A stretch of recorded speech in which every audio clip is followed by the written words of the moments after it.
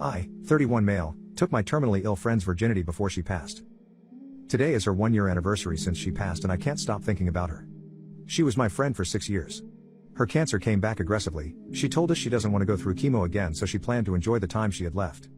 Before that, she was also kind of a homebody who was only close to a small group of friends, which was us. One night when we were all drinking, she admitted to me she was still a virgin, but she doesn't want to lose it to just any stranger. At least somebody she trusts before she goes. That person was me. She didn't force me to do anything I didn't want to. She asked but was willing to drop it and pretend it never happened if I decided no.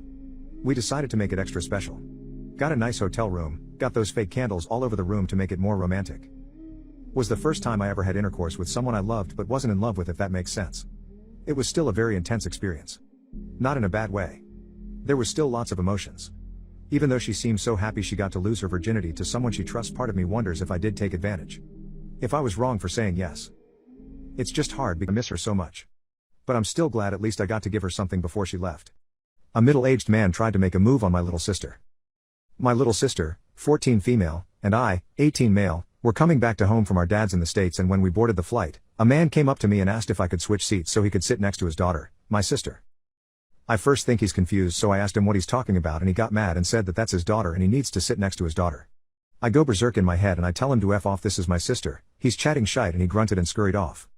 I flagged the flight attendant down and told her about the encounter, and thankfully she reassured myself and my sister, who was shaking, that they would watch for him.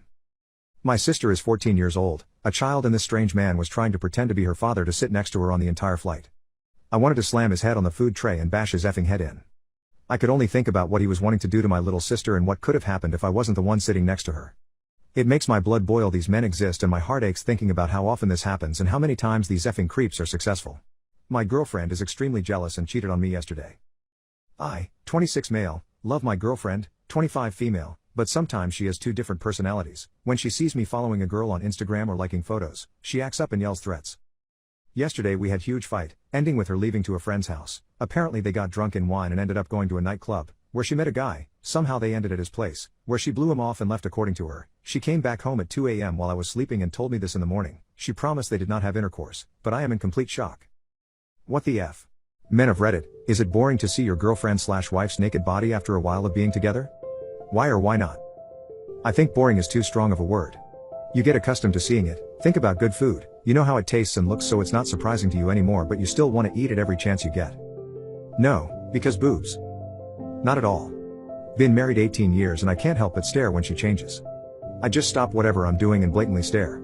She smiles a shy, flattered smile and continues changing. I'll often tell her somewhere in there how beautiful she is. Nah. She's still as beautiful as she was 20 years ago. There's a lot of stories on her body. Stretch marks, C-section scars, and plenty more. However, they tell our story of two mid-30s young adults who were once teenagers that have dismantled every brick thrown at us. Married for 22, together for 23. Not even a little bit boring to see any part of her naked. Once I find something I like, I don't stop liking it. I've had oatmeal for breakfast almost every single day for 40 years and still talk about how good it is. Can you imagine how I feel about my wife? No, I just wish she believed me and would show it a little more. I overheard my husband talking about me. His co-workers, both women, came over, so I said hi, spent some time with them, and after some time went to my room to take a nap. As a maybe semi-important piece of context, my self-esteem is so low it's already great friends with the dust on the floor. My husband knows this. At one point, he entered the room that's next to ours to look for something with one of the co-workers. That's where I keep my sketchbooks, notebooks and books. I heard she was taking a look at my stuff and my man started saying things like, yeah, she also draws nicely, and her style is super unique. Those are her books, she's so smart and talented, I'm so lucky to have her. Then they left, and my heart was absolutely melting. Neither of us has mentioned it, so I kept it as my little secret. He'll read this eventually cause he checks out my Reddit profile now and then, but I wanted to share it. I just love to hear that's the way he talks about me when I'm not there with him. The time I effed up by playing with my Tinder date's cat. Throwaway account because this is really embarrassing. This actually happened today, about 30 minutes ago. So I went on a Tinder date with this girl last night. It was great, she's really pretty and we had a great time. We came back to her place as it was close by and ended up doing the deed multiple times and ended up in bed. Now I haven't had much action in a while and it really tired me out, so I slept like a rock. Fast forward to about half an hour ago and I wake up butt bare, alone in her bed, but I can hear her downstairs in the kitchen. So I'm tossing and turning for a bit when all of a sudden this gorgeous gray floofy kitty comes and hops on the bed and starts purring like mad. I happily oblige and pet the shite out of it. I love cats. I didn't have the covers on me as it was hot and this cat felt so soft, flopping itself against my skin. So the cat starts getting playful, hopping over my body from one side to the next, and I'm rolling side to side tickling its belly in between, but when I roll over next, my schlong flips over with me, sailing through the air in a perfect arch. Just before it slapped my belly the cat pounced straight onto it and dug 2 paws in, one on the shaft and one on the head, much like last night. Thing screamed in agony, sat up and started trying to pull its claws out my sausage. The one on my head came off straight away but there was a claw still hanging on for dear life about halfway down which was fully lodged. The cat started to panic because it was stuck.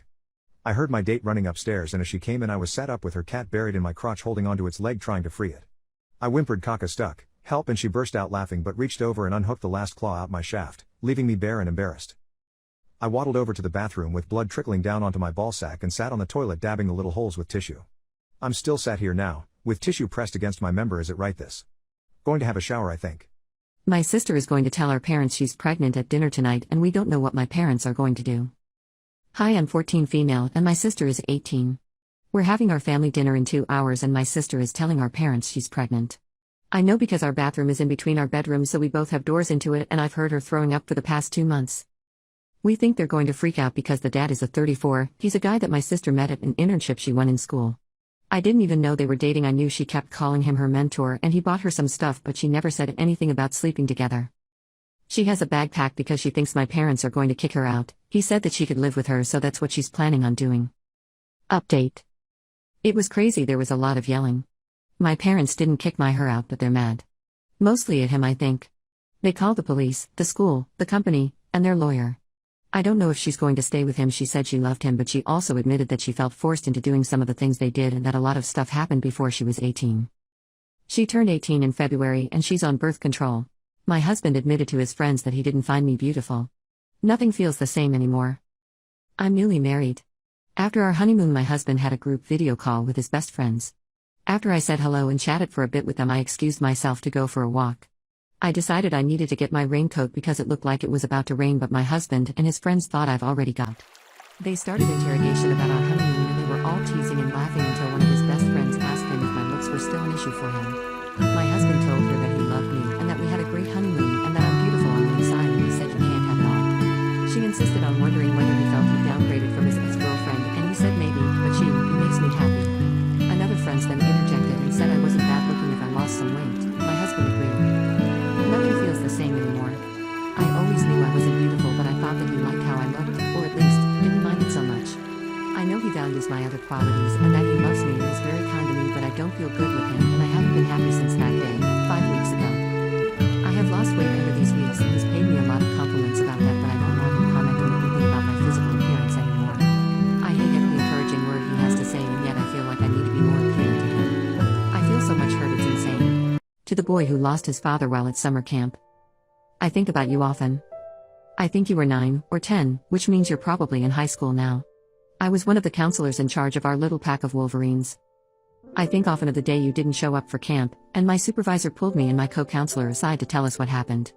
Until then I hadn't had any idea that your father was in the hospital losing his battle to cancer, or how your mom was trying to distract you with another summer of camp. I don't think you'd realized he was losing his battle until then, either. I think often of all the times that you broke down or blew up, and how I'd find a way to get you some privacy while you worked through it. I told you it was okay to be sad, angry, and to cry. That if I was experiencing what you were I would do the same.